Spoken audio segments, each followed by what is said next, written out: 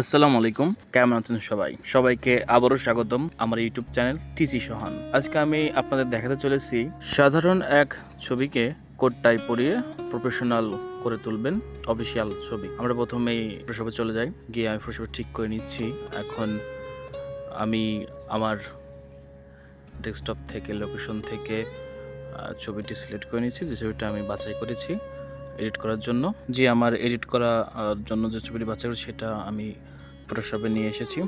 এটা প্রথমে আমাকে সোজা করতে হবে, যদি ঘাড় কাটটার থাকে সেটা সোজা করতে হবে।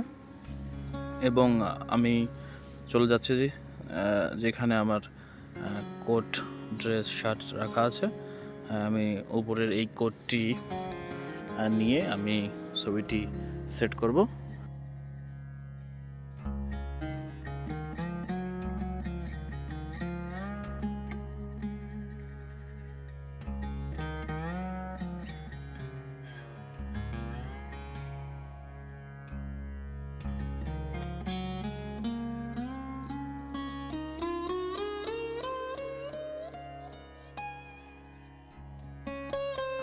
কোডটি পিএনজি ফাইল, এই পিএনজি ফাইলটি আমি টেনে আমাদের যে ছবির লোকটি আছে লোকটির উপর নিয়ে আসলাম।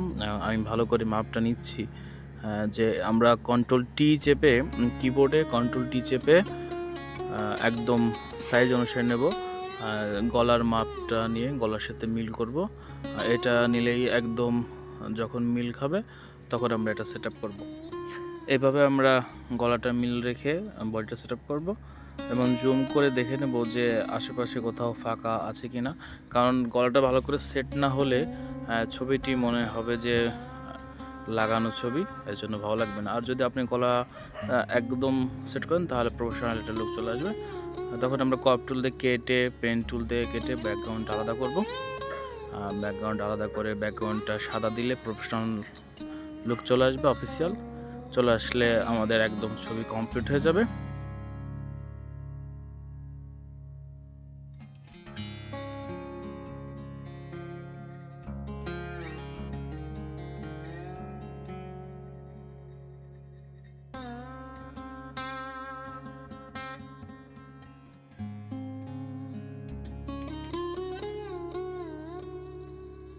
মাত্র 5 মিনিটের মধ্যে অফিসিয়াল পাসপোর্ট সাইজের ছবি আপনি রেডি করে ফেললেন।